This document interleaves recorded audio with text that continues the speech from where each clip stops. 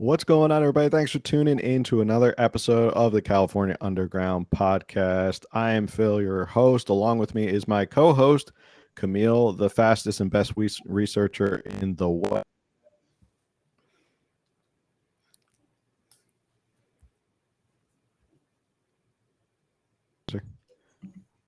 She liked that song. There we go. You cut out for a minute. Maybe I cut out. You cut out for a minute, but okay. How are you tonight? I'm good, thanks. How are you? I'm good. Are you ready to sit through about 24 minutes? Well, actually, second time sitting through it because we had to watch it before we started the podcast. So this is our second time. So for all of our listeners and viewers, this is how much we love you. We're willing to sit through speech twice just for you so we can pick it apart and ridicule it. Any initial thoughts before we head into this video tonight? Where are you going to start? Are you going to start with his wife? I wasn't planning on it. This video I found was it cut her off. I know she did some really bad Spanish of her speaking Spanish really poorly. But is there anything else about her that you wanted to bring? Well, so she did the same thing in 2019. She did a short reading where she did it in Spanish and English. Mm-hmm. And then when she did this one this last week, Gavin got up and made the comment about Jennifer learning Spanish during lockdowns. And I'm like, so you just admitted that the 2019 was so fake. He just admitted that she did not. She did not know Spanish. It's slightly better than Dr. Jill Biden saying "si se puede" or whatever. That was possibly the worst. Or calling everybody, all Mexicans and Latinos, tacos or something. They're like as diverse as tacos or something. It's like, that was pretty bad. I mean, if you're gonna pander, just do it better. Democrats are kind of they're slouching a little bit on the pandering. They're not getting as good. It's like Hillary Clinton saying on that podcast with Charlemagne the God, where she said, what's one thing you carry around in your purse all the time? And she said, hot sauce. And then they were, hot sauce? Why do you carry around hot sauce? And she's like, something about like, is it working? Or Anyway, we're not here to talk about Hillary Clinton because she's not relevant right now. The one thing that I wanted to talk about to it is there was a controversy because of how he did the People's March. So he started off, he was marching up to the Capitol, and it was supposed to be this big symbolic thing of sort of like when Barack Obama walked across the Selma Bridge, and like that was a big like symbolic march of like, I'm leading the people. And it was this big, obviously orchestrated political stunt, and everyone thought it was. And then they kicked all the press out. Like the press weren't allowed to approach him. They weren't allowed to be part of the march.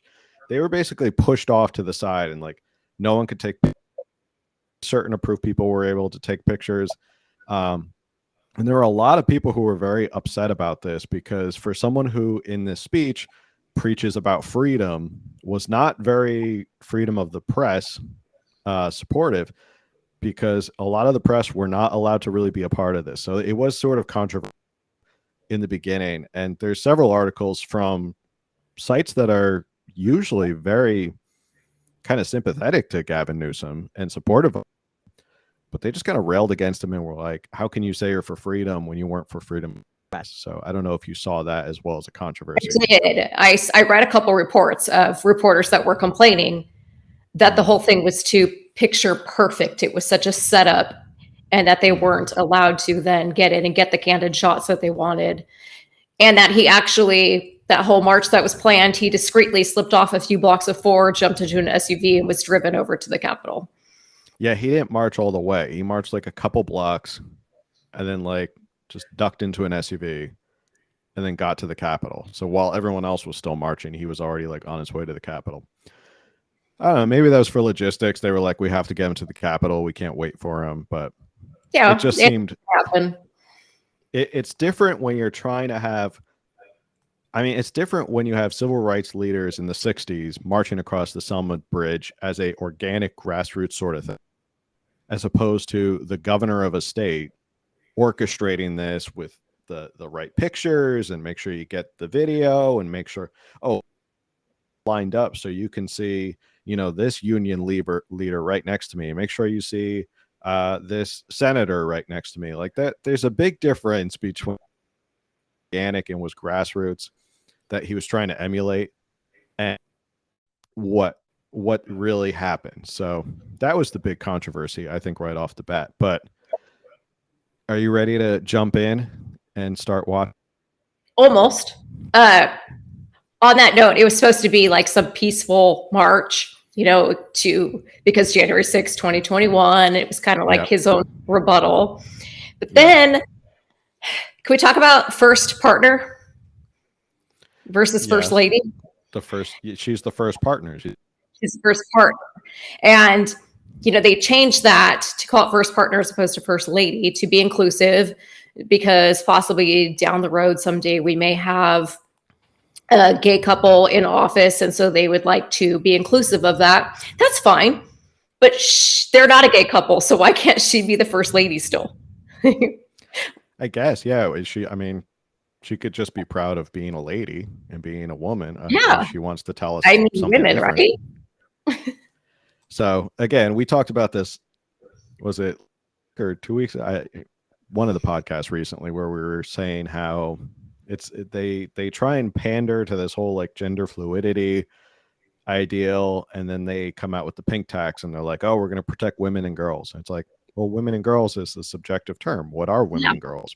So you can't have it both ways. You can't be like, we're going to fight for women's rights and all that stuff.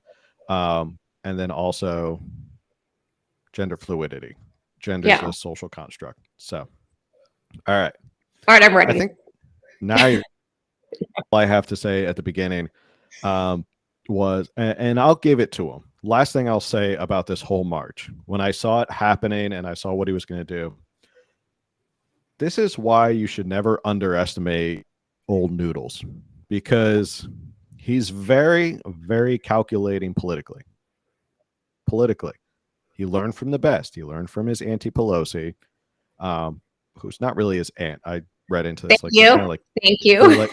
They're something or other. They're not really even closely related. But anyway, his like mentor, Nancy Pelosi, he's had some really good mentors, Willie Brown, people. Very calculating, and he knew that this would look great. And as soon as he was doing this march, I said, this is going to look great in a presidential ad in maybe 2 years. Wouldn't it look great? Gavin Newsom for America, and it's him walking up the road. And this is not a hair out of place. Not a hair. His daughter wearing $500 heels. So it looks absolutely perfect. He's ready for the White House. All right. On that note, let's. Okay. Let's see. Make sure the audio is ready to go. Did I do too many shares? I think I did too many shares.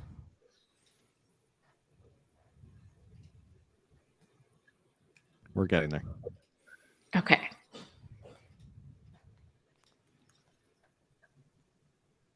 There we go. All right. Let me know if you can hear the sound.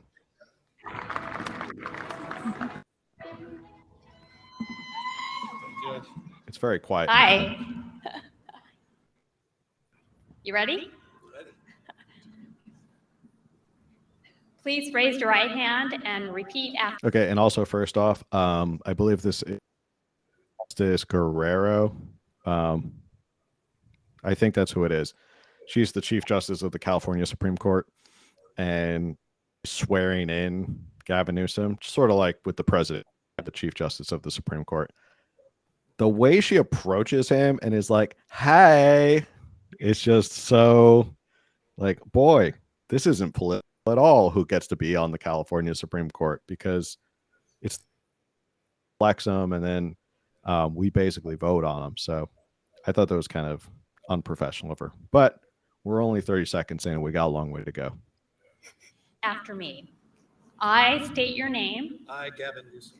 Do solemnly swear I, Gavin solemnly Noodles, swear that I will support and defend support and defend the Constitution of the United States, the Constitution of the United States the Constitution of the State of California, and the Constitution of the State of California against all enemies, against all enemies, foreign and domestic, foreign and domestic, that I will bear true faith that I will bear true faith and allegiance to the Constitution of the United States to the Constitution of the United States and the Constitution of the State of California, and the Constitution of the okay, State we of don't need to California. really see this. that I It's everything you wish Come on, for. Ed. Your site traffic is skyrocketing until this happens. We get your Wix views. Look, what a glorious and gracious day. I want to thank all of you, particularly those of you that took the time to walk with us, to march with us. Dolores Huerta leaned over and said, look, I've marched with a lot of people, but Martin Luther King never walked as fast as you are right now. I don't know if that was I don't know what it was exactly. Is it possibly because this hell was of a all thing to hear that from orchestrated and Dolores Huerta. choreographed? As you're walking across a bridge. And, honored again. Oh, time to be here. And I think the emphasis really is on time. I've been thinking a lot about time. Maybe it's my age, maybe it's being but time has been on my mind. You know, it's done the usual. That was my same thought. Yes, it it is. is.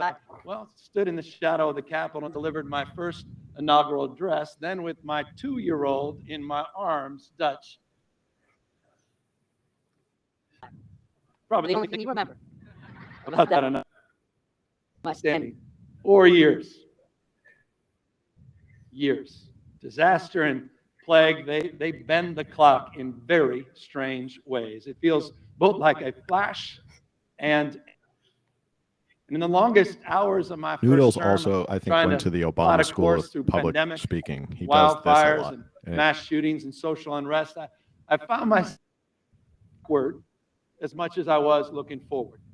And I recall in the 1970s when I was 10, maybe 11 years old, a child of divorce and dyslexia, trying to find my bearings. So I was a kid traveling back and forth across the Golden Gate Bridge between the two very different lives of my mother and my father. I couldn't read, and I was looking for any way to ditch classes. I'd fake stomach aches, and I'd bite down on the thermometer, the nurse's office, trying to make the temperature rise past 100. Didn't work. My mom, busy juggling 3 jobs, she had no patience whatsoever for a truant. My father, the judge, guilty because he had left us, was an easier touch. I remember one time during the middle of school around lunchtime when he picked me up. Seem more folksy in his delivery in this speech. More folksy? Yeah, he seems more like he's trying to see, like, you know, I used to do this. And I bite down on the thermometer and try and make it. It didn't work, but I tried. I think he's trying to be relatable. Yeah, he's trying to open with a story that everyone's like, oh, he's like us. He's dyslexic and He's got a little bit of that victimhood. He's trying to say I wasn't, born with the silver spoon in my mouth. I had struggles. California's school systems, nobody can read. I couldn't either. Look what I did. Yeah. He's like, despite the California public school system, I still became governor. So despite it, I still became governor. Yeah. Me up in his Volkswagen Bug. Beautiful car. And took me to Chinatown in San Francisco. On the face of it, it was a mission for food. But what I didn't understand back then, it was also his mission to give me a slice of San Francisco, our place, and the story of California. We crossed one of the many demarcations in the city, and suddenly we entered in a completely different realm. Through the gate of the intersection of Bush, and my eyes and my nose took it all in. Pagoda-style storefronts, red lanterns hanging from above, giant statues of Buddha in the windows, roasted duck, fresh baked cookies. My father wasn't content, though, unfamiliar. He wanted me to see past the facade to the people themselves, the humble entrepreneurs, the immigrant parents building better lives for their kids, to the journey that had brought them to enrich our city and our state. This was the same California, by the way, that my great-great-grandparents from County Cork arrived from Ireland to start a new life. The first Cameraman's getting drunk. William What's Newsom, that? William All of a sudden, became a beat cop in San it's Francisco. all over the place. And the Newsoms began to plant roots as working-class Irish in a land where anything was possible. The journey from policeman to politician took about 150 years.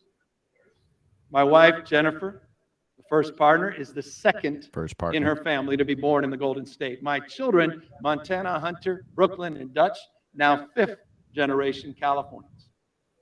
All of you here today, all of you. No two California origin stories are the same, but we share aspirations, we share ambitions. Ties bind us, sometimes unknowingly, to our state's past and each other. I remember hot summer days with my dad riding a raft down the stretches, the most wild stretches of the American River. Those cold waters were the same ones. This is a lot of James him in the Marshall beginning found doing gold this sort of like nuggets that would hoaxy sell the stories California dream to the world for anyone the who's course watching of American history. or listening. This is what it's I'm mindful, though, basically there is all another about. side to that story, not the fairy tale. California's statehood, after all, was also sealed with a brutal genocide against Native people.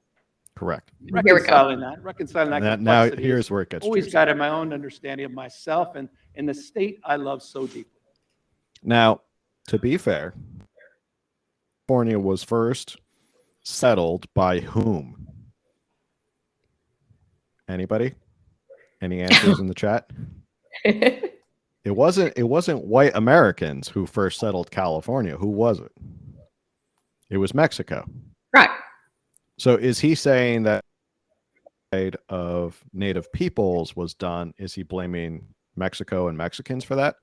Because he's saying that's how California was conquered, was through the genocide of indigenous peoples. And it only had to be those who first got here and did so, which would be Mexico. That's impossible. Only the white man could have done that. That's his logic, and I guess he makes it sound like Mexico and the indigenous people were just sitting around, hanging out, having a good time. And if you know any history about Mexico, that's not what they did in Mexico. So interesting that he kind of slid in there, like the genocide of indigenous people. Okay, well, who were the first people to show up to California? It wasn't white settlers, not, from the colonies. It took how many decades for us to even get to California, Right. Purchase and all that. So, but of course he had to slide that jab in. Shameful chapters of our history, they don't lessen my love for my home state. They make it more complicated, no doubt. Deeper, richer. But they also say that we can always become better.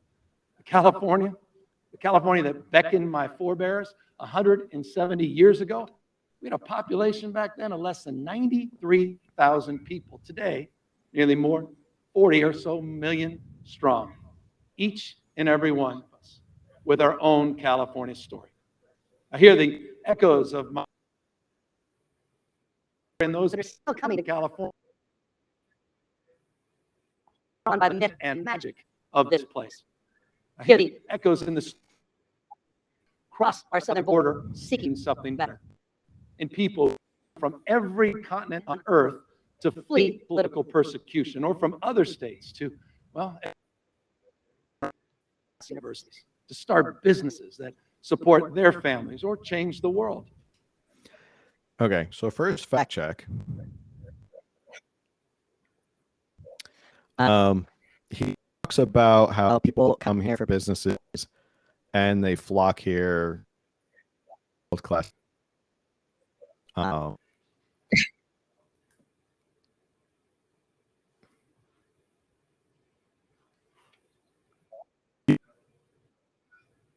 public education is different than like their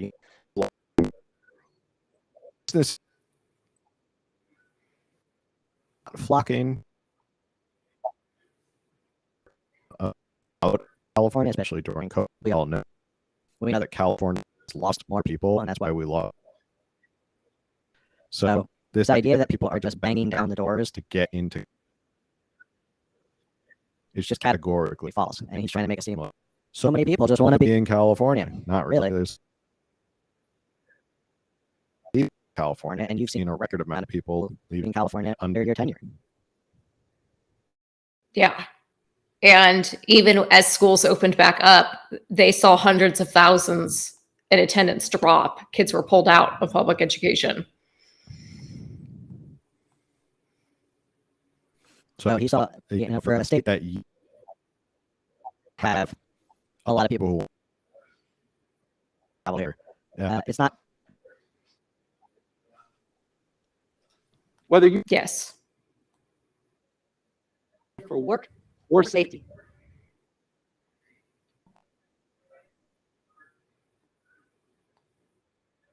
To access it. Not contingent on you looking certain. No. In California, I would argue you have to look a certain way to talk a certain way, and you have to think a certain way. Are you allowed to have conservative opinions? Are you allowed to have anything right of middle? To think that, to talk that way in California?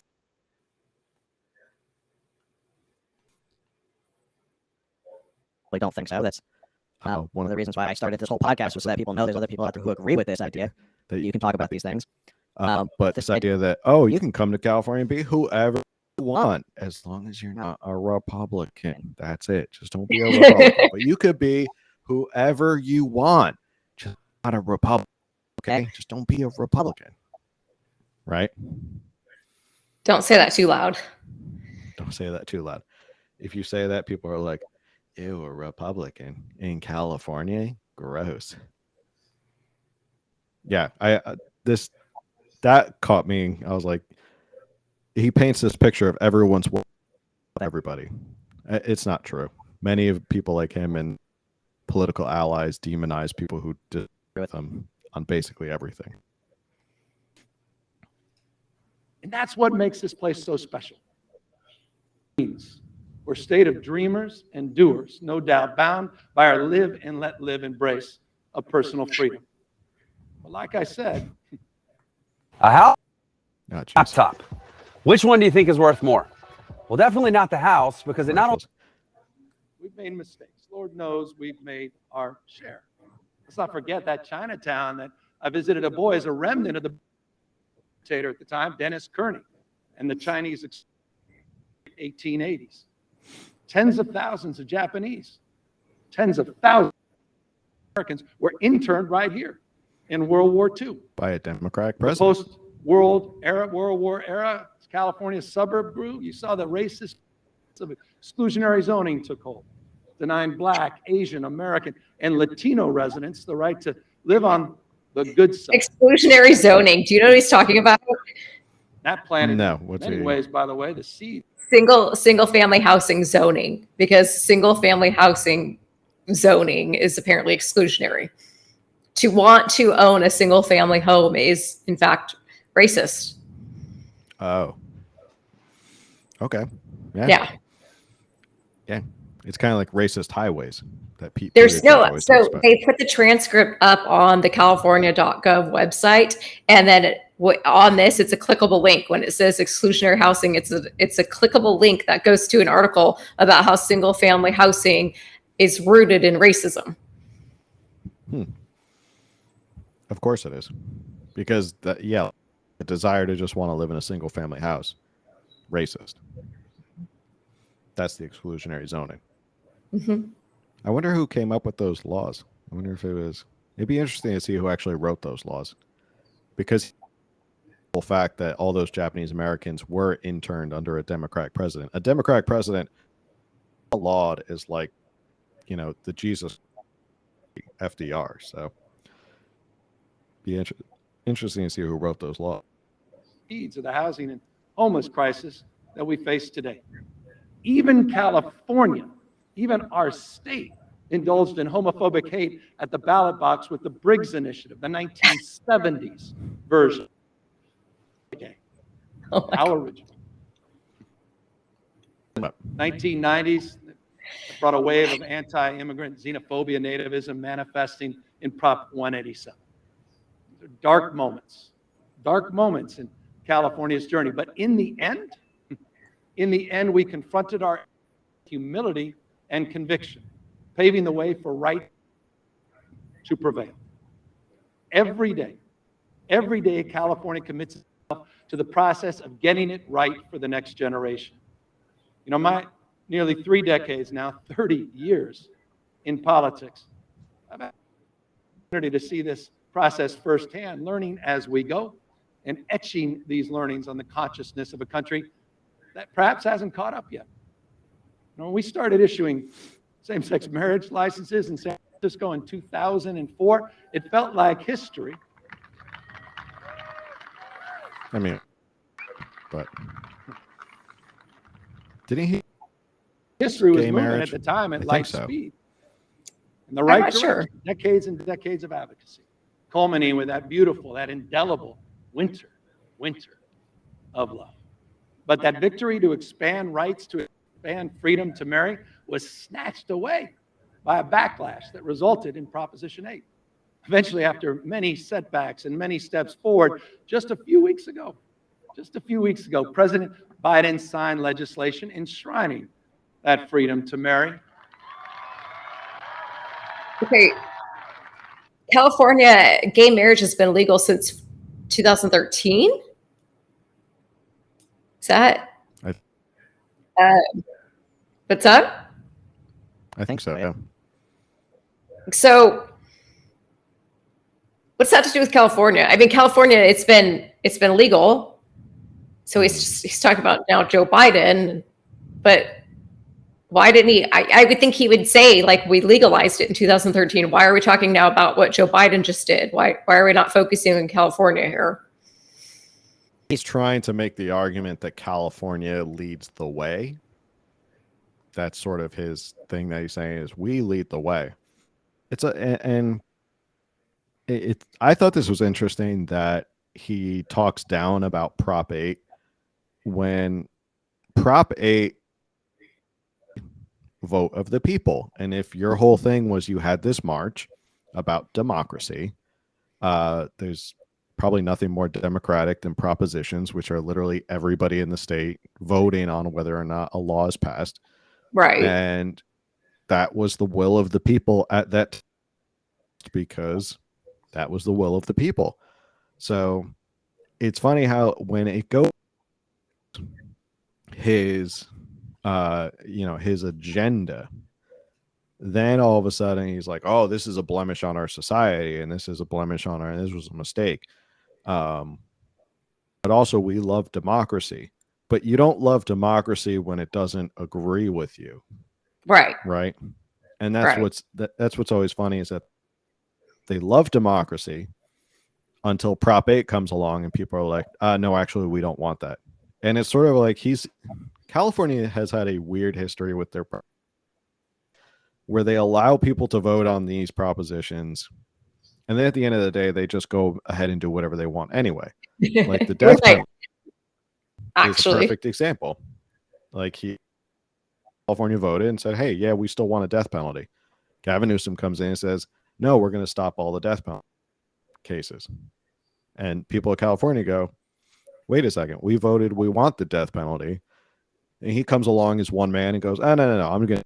So you don't really truly believe in democracy, Gavin Newsom. You believe in democracy that agrees with you, because you have the mob on your side. But if the mob were to ever turn against you, then it's a blemish on our history. So I found that interesting that he talked down about that.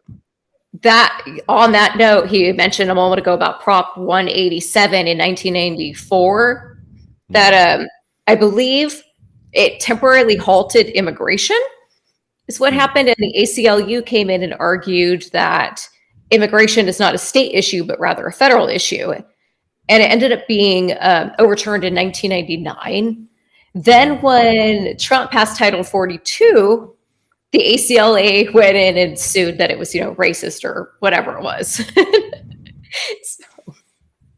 And now he like, please don't get rid of Title 42, inundated with immigrants.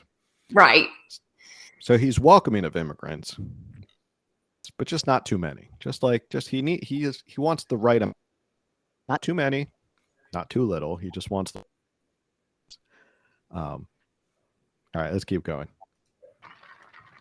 And that's been the story, hasn't it? That's been the story of progress throughout our history. It's not always easier. It's not always linear. But in the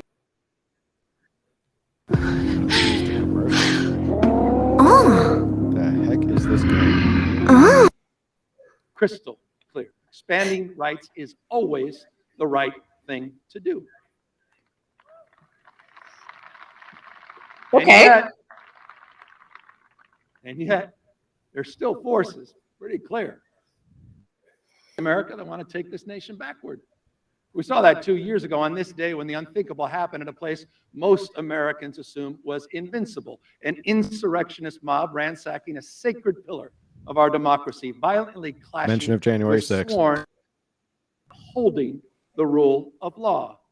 By the way, just like the brave men and women whose heroism we inscribe here on our officers' memorial. Now we love cops. Just remember 2 years ago, short 2 years ago, when there was BLM riots up and down California, we did not love cops. We wanted to Now, defund them. After January 6th, we love cops. Okay. Trying to keep up. I'm going to take it over quick. I want you to be up on this so we're all clear. Democrats now love cops. All right.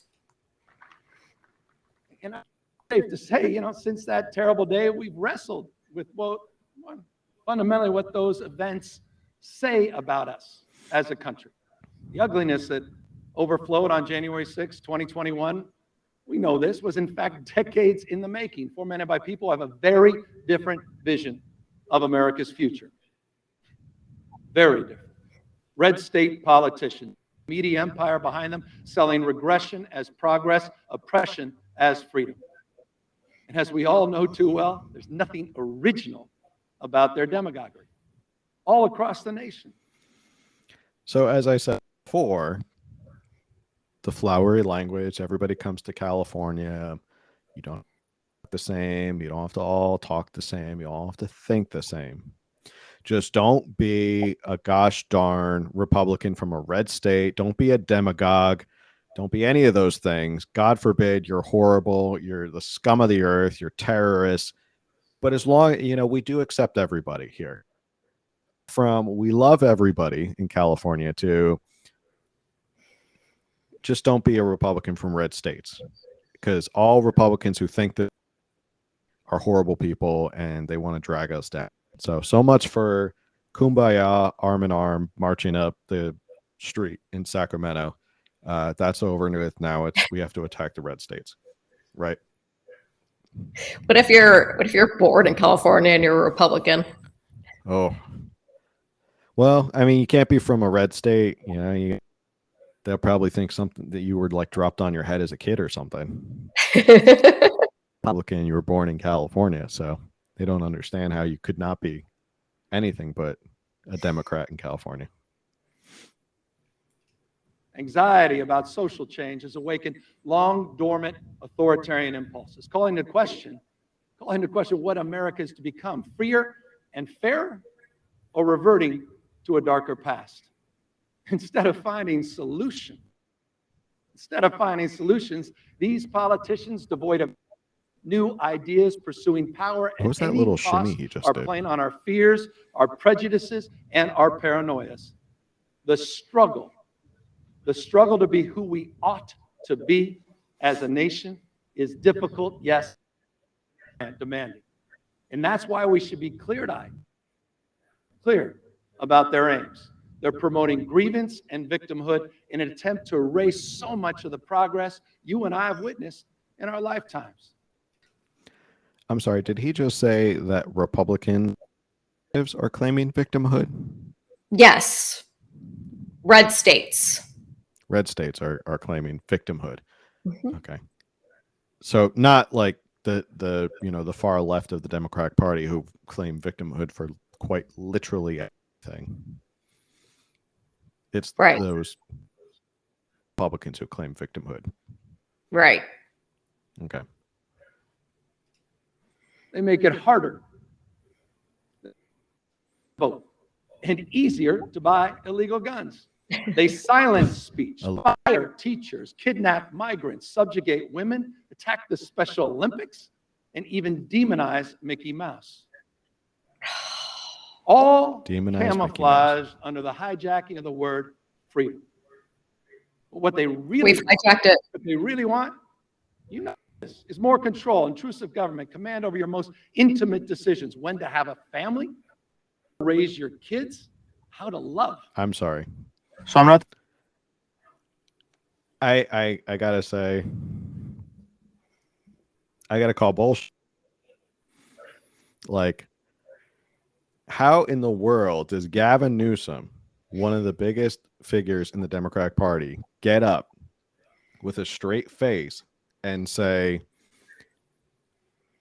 Republicans want to control all of the aspects of your life, when you have Democrats in his own party who we just quite literally saw this week want to ban your gas stove because they think it's too harmful for your kids. They also want to control your kids from kindergarten all the way up till college. All of your kids all the way up. They want to teach your kids how they should grow up and what they should believe. Is this guy for absolute serious? Is this really he's going to say is that, oh, if it's Republicans who want to control your lives, we just want to let you live any way you want. We don't want to get involved in when you can have kids, when you can't have kids, what your kids think, or what you like that. We're for freedom. Those darn Republicans want to micromanage your lives. I mean, especially, reproductive choices, but he's the one that wants to shut down crisis pregnancy centers with his report misinformation website. And you said kindergarten. They're trying to own them from like age 2. They're trying to make pre-K, like pre-K universal for all, starting at 2 years old. And they don't want to own them until college. They want to own you forever with taxes. Yeah. They also preschool. So like pretty soon it'll be government funded preschool from like the minute they can start walking. They'll be like, I was gonna say, as soon as they're potty trained, basically. Like they don't want them not potty trained, but as soon as they're potty trained, hand them over. Yeah. The state owns your kids. You don't have a right to your kids. So but it's typical gaslighting where they accuse their enemy of what they're actually doing. So it's a classic example of, we're actually the ones who are micromanaging your life, and we're not for freedom here in California.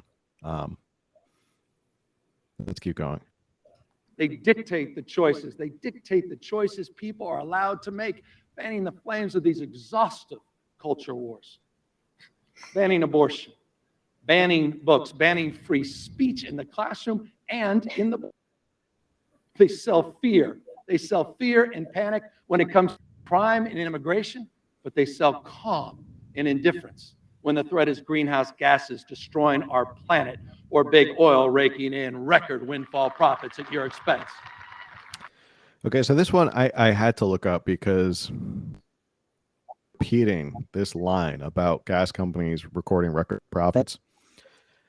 And I looked it up on PolitiFact, and it actually got truth that yes, they are having record profits, but you know why they're having record profits? I don't know why. It's because they're bouncing back from the decreased demand during the pandemic. So because of that bounce back, they are having record profits now. So that's something he conveniently likes to leave out, that yes, they are making record profits, but it's not because they've been doing or they're gouging. It's because of the bounce back from the pandemic.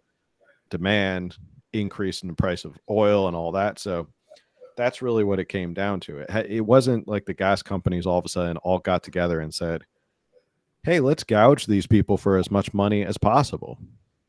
Even though we're selling it for different prices all over the country, let's specifically pick on California and make gas $5 a gallon there, and we'll gouge all those dumb Californians. Meanwhile, in other states where it's like $3 or less, we're not going to go gouge those states. We're going to leave them alone. We just want to go after. That's the logic I can never understand. Thank you. Let's keep moving along here.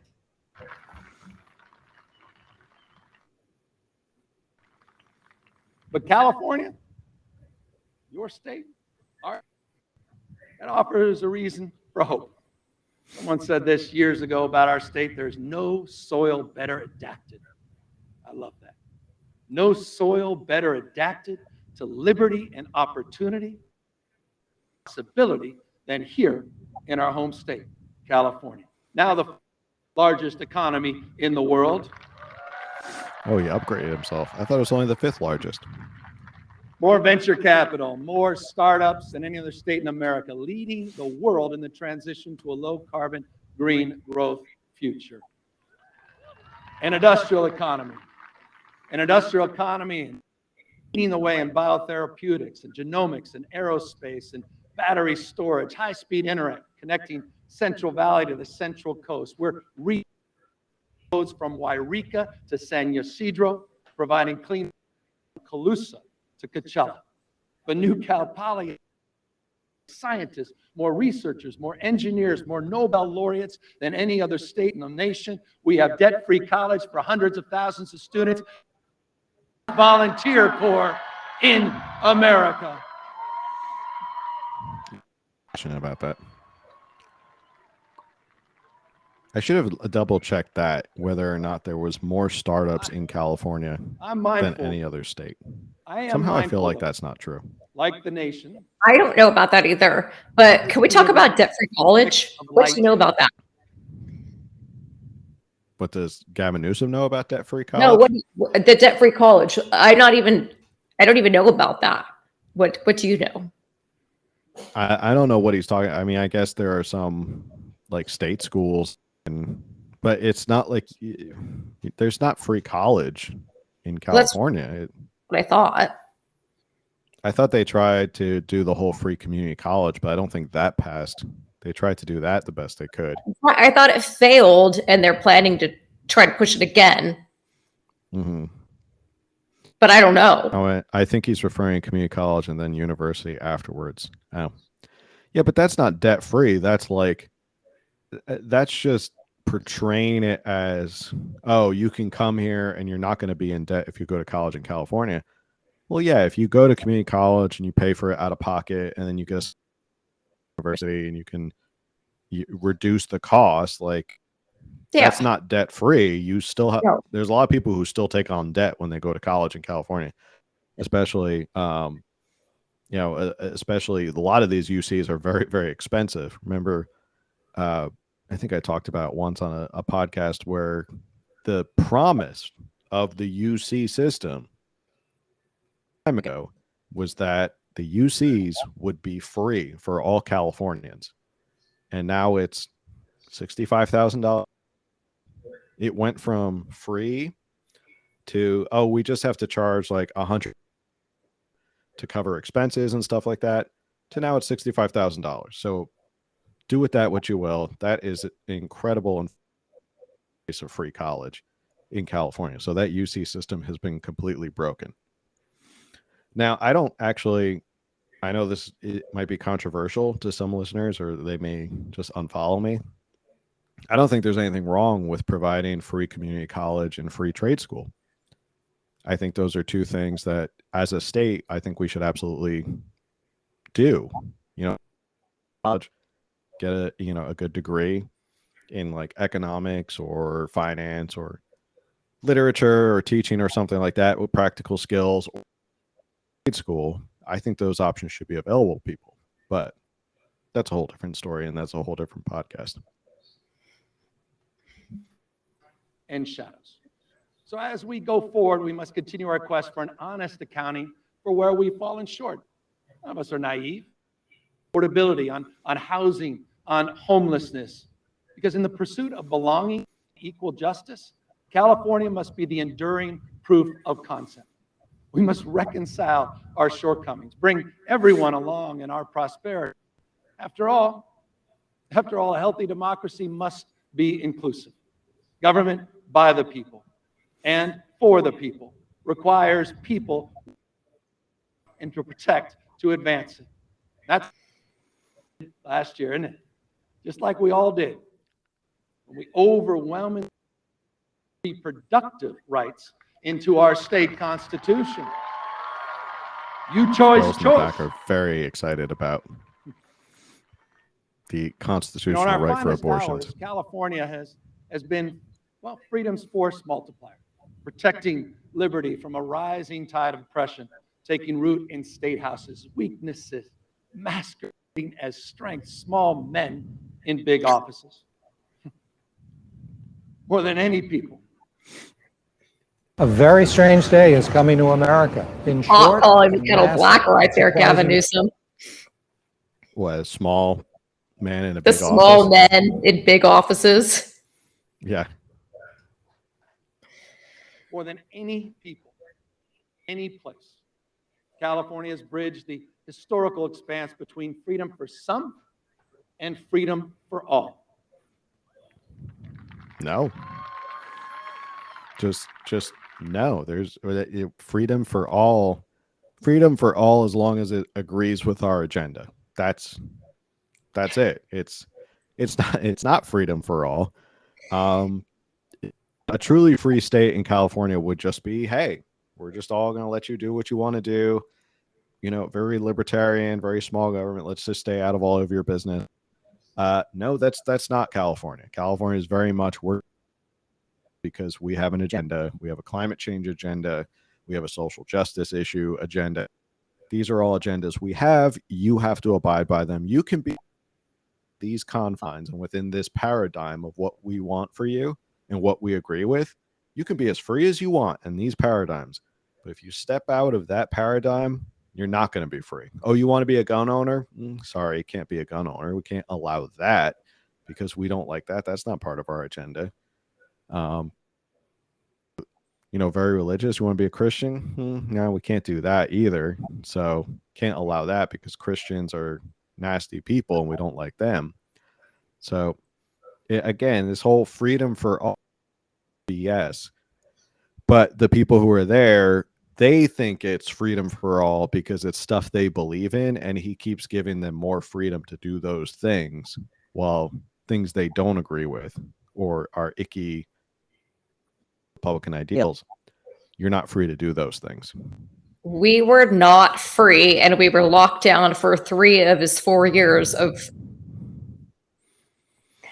That's true. And we're still in a state of emergency. And we're out of the state of emergency. Right. February 28th. February 28th. We're going to throw a party. So, yeah. Very not free to do a lot of things for a lot of his first term. So, it's crazy to think that at one point in California, you were not allowed to go to church. Edicts by Gavin Newsom and then his public health administration. So the freedom for all, definitely not. At our best, we open our arms, not clench our fists. We turn our gaze upward, not inward. Freedom is our essence, our brand name, an abiding idea anyone from anywhere can accomplish. We've overcome, haven't we, California? We've overcome the extremism and racism and nativism and shown the rest of America it's not achievable, it's undeniable. But going forward, California will continue to lead out loud by advancing a far-reaching agenda, a full-throated answer to the demagogues of division determined to regress and oppress. Freedom, by the way.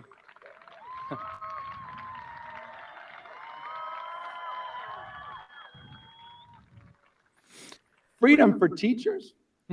Freedom for teachers. Freedom for teachers to teach, free of litmus tests about their political party or the person they love. Freedom to access health care for all Californians regardless of immigration status. Freedom from big pharma's grips, competing head-on by manufacturing. Freedom from big pharma's grip. Also, quick shout out, don't forget to get your What number are we on? I don't know. I've lost count a long time ago what booster, but I'm sure he's gotten all the boosters, and I'm sure he tells everybody to go get the boosters. But obviously, freedom to be free from big pharma. Freedom from big pharma. Okay. Our own life-saving drugs. And we shouldn't even have to say this. Freedom to vote without intimidation with results decided by the people, not politicians. Even understand what he's alluding to. Who's intimidating who? Red states. Oh, red states. Yeah. Red states. In the red states, they're still back in the 1800s where you in line and drop off your ballot in the Democrat or the Republican box, and they would stand in line and intimidate those voters. That's what I think he's thinking of. But I don't know who's intimidating who in red states to vote a certain way. And I mean, you could make the argument that people intimidate people in California for their ballots when they go ballot harvest. They can say, hey, I see you haven't voted yet. Can I help you vote? And I'll help you fill it out. So that could be intimidation, right? Maybe. Possibly. Let's see what other list of freedom stuff he's so free. It also kind of, I'll give him credit. He's doubling down on this whole freedom thing.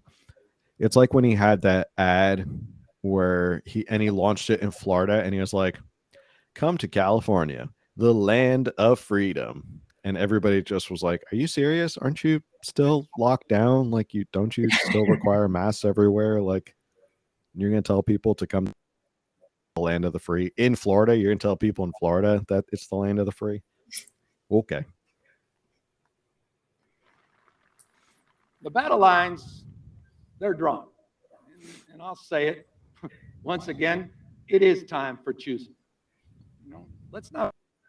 The policies that started here in our state, California, it's time for choosing what side of the battle you're on. Possibilities. They've now become we love everyone allowed to think and do whatever you want. It is absolutely true. California lights out. Just make sure you're on the right side of those lines. That's what we do best, giving shape to the future, molding the character of the nation.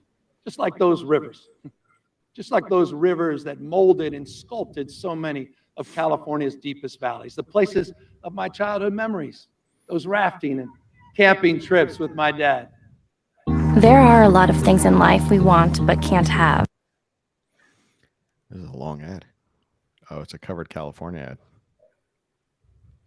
Conveniently.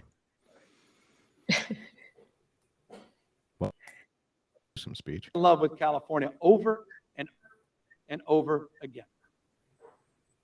My dad died shortly. I was elected governor in 2018. He never got to see his son assume office, nor did my mother, Tessa, who before I became mayor of San Francisco. But their dreams, their spirit, their love of California is with me every day. Just last year when I found myself with leaders of California's most populous tribe, the Yurok, was floating down another great American river, the Klamath, in a traditional He likes floating down rivers. Canoe. We stopped for dinner. Right on the riverbank and prepared sand smoked on redwood over a traditional fire pit.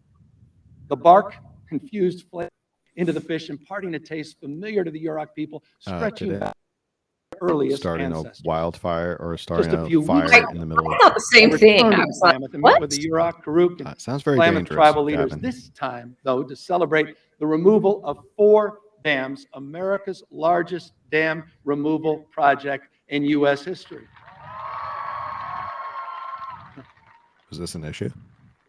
Setting the river free once more, Oh. restoring natural salmon runs, and in so doing, righting an historical wrong.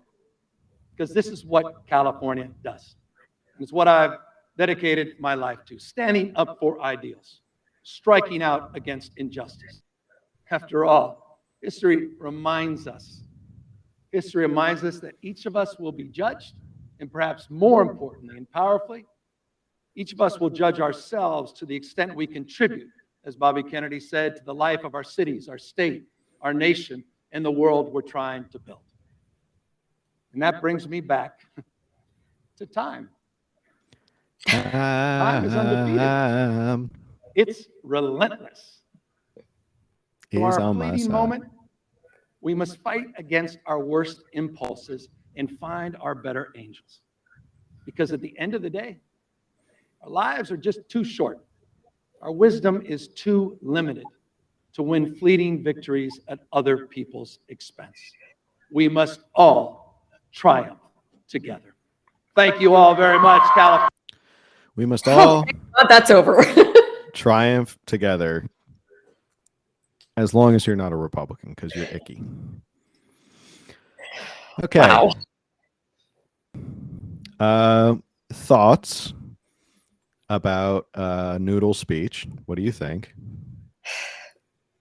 There was so much he didn't say that should have been said. It should have been discussed. I mean, like, California has major issues. And he should have talked about, like, he needed to address things. Like, we want to know. Do we not want to know, how is he gonna, what's his plans for the education system? How about our lack of water storage? Here we've got all this water, all these storms, and we don't have any way to store it. Let's talk about that so that when we're in a drought again for 6 years, it's not such a big deal. How about our homeless crisis? How about our rising crime rates? Any of those things? Yeah, I mean, that's a good point. And it was a lot of fluff and like no policy at all. There was nothing like him saying, here's our issue in California. I'm going to do this. Here's the next issue in California. I'm going to do this. That's such a good point. I didn't even really notice it because it's so much fluff and literal BS about freedom and what's going on in the rest of the nation and how California's leading the way. And look at all these great things we've done in the past. Cool. San Diego just hit a 5th record month of homelessness. What are we doing about this? Does anybody have a solution to this? Or are we doing anything? Like, yeah, what's education now in the 45th out of 50 states or something? Like, things are not, there's a lot of issues to take care of, and he didn't touch upon any of them. Crime's out of control. Are we going to do more about water storage? Even though we've been lucky enough to, it's too late now with this storm. We can't really do anything now. Right. But for the next big storm, do we have any plans? Are we going to create more water? Like, what are we doing here? And we have time for the next big storm. Like, historically, California kind of goes through this like 6 to 7 year drought, and then we get these major storms. I remember my mom saying that when I was a kid. I grew up here, and we would talk about, like, I remember, I think I was 10, and we had this major storm. Everything was flooding, and my mom was explaining to us, this is how California goes. Like, that was like the first memorable storm of my childhood, that went on for weeks and weeks. And she was like, historically, California goes through these like 6 to 7 year droughts, and then we get all this rain. And I so distinctly remember her talking about that. And so it's like, okay, what's the plan now so that when we go through this 6 to 7 year drought again, and that we have these major storms for weeks in 6 to 7 years? I mean, that's plenty of time to build the infrastructure. They should have something in place. It should have been in place years ago, but where's that plan? He doesn't. I don't think he has one. I don't think he has a budget for it either. It's almost like there should be a group that's thinking about creating some sort of water savings plan for 5 to 7 years. But if only we had a group like that out there that was willing to do that. If only we had a group like that was thinking about, we should have enough water to cover us for 5 to 7 years until the next big storm, because that's the cycle. Yeah, it was big on fluff. It was big on imagery. It was very, very little on substance. It was very little on action. In terms of if this is his last big speech before he wants to run for president, it just does not bode well in the sense that he had no action items. He literally didn't say anything about what he's going to solve. And how is he going to go out on the campaign trail when he runs for president and say, look at all these wonderful things that I've done, when he couldn't even lay out his vision for Californians when there were so many issues here on the ground? Because what has he done? He Besides hasn't done anything. rights. Yeah, that was it. The biggest thing was probably signing abortion rights. I mean, there really hasn't been anything else. Right. Care Court, maybe. We talked about that. Maybe Care Court might be one of his crowning achievements. It may also be the biggest. Like I said last week or week before, I don't think that he's going to, while he's in office, see the fruits of that. You know, I think that's it'll more of take like a an lot 8 to longer. 10 year kind of thing. Yeah. It could be a complete boondoggle. It could be a huge money waster. It could be a huge time waster. The other thing he brought up very briefly was that California wants to start producing its own drugs. I have no idea how he thinks he's going to do that. I think he only set aside like $200 million or something to I don't even think it's that much. Yeah, It's like $1 million. It's like a paltry amount. It's very small. And some like pharmaceutical execs are like, that won't even get you through like the research phase. Like, you have to do get you through the remember you research had me phase. on for that when we talked about that? And then the next day I made a joke about how much water does it take to produce insulin. And then I went into it looked into the next day, and it actually takes a ton of water to produce insulin. We don't have water storage. We can't. How can we produce our own insulin? Well, first with only $1 million and no water. It sounds good, but again, it's lacking on any specifics. But people in the back are like, they're sitting there like cheering. They're like, "Yay, we!" Yeah, got they had to abortion prove their rights." political party to get invited. Yeah, I'm just kidding. Sorry. yeah, and I guess as long as he just keeps touting, I guess he knows that California is probably the biggest perpetrator of trying to micromanage every aspect of your life. And so I guess he sat down with his consultants and his advisors, and they all said, here's an idea. Look, we know California loves to micromanage everything. What if we just don't acknowledge that? And what if talk about dyslexia? What if we just say we're the most free state in the nation, and people will go, maybe we are, and they'll just believe you. Maybe that will work, but it didn't work on us, because you're saying you're going, we're definitely not the most free state in the nation. Ask the egg farmers how they feel about that. Egg farmers are not happy right now. Ask anybody who's a Second Amendment supporter about that. Nope. Right. Didn't he say something about we're going to expand everything? Or I don't think that's the exact words he used, but he said something along the lines of, more choice, more expansion. Yeah. I was thinking, not for guns. Not for things that we want to do, not for that stuff, but more choice of what we want to do with our money, as opposed to taxing it to death. Nope, that's not going to be an option. More things to do with your public city streets. Oh, wait, you can't do that because there's homelessness everywhere. So more freedom. That was his basic message. More freedom. We got a ton of freedom. Not surprising. Big on polish, which is Gavin Newsom in general. I think this is very symbolic of him as a politician. A lot of fluff. It's a lot of shine. It's a lot of choreographed movements and very scripted. It all sounds great, but at the end of the day, no solutions, no plan of action. I mean, at least his predecessor, Jerry Brown, had some sort of plans and action when he would go into office. He was also a lot more moderate than Gavin Newsom, even though Gavin pretends that he's a moderate. So not surprising. And I thank anyone who sat through this with us as well. We tried to make it as enjoyable as possible so that you could actually sit through it and watch. It was rough. Yeah, it was a lot of fluff, and you just sit there and you just kind of bang your head against the wall because they live in a whole alternate reality. And remember, the battle lines have been drawn in America and in California, but we also love everybody. So make those Unity two messages and all that. Any final thoughts about the speech before we sign off for the night? No, I'd like to not think about it anymore. Well, thank you for putting up with it for me. Whenever there's a Gavin Newsom speech or something like that, I always like to hop on and. Not gonna lie, when you said it to me, you're like, "This is next week's podcast." I just sighed. I just looked at my phone. Why? I actually have to sit here and listen to this.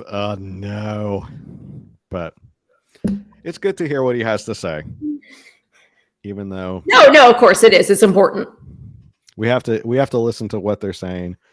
And we can't live in our own bubble. We have to hear what they're saying and how they're talking and know how to pick it apart. It's a good way to kind of sharpen your argument tools because you have to hear what they're saying and kind of be able to rebut it.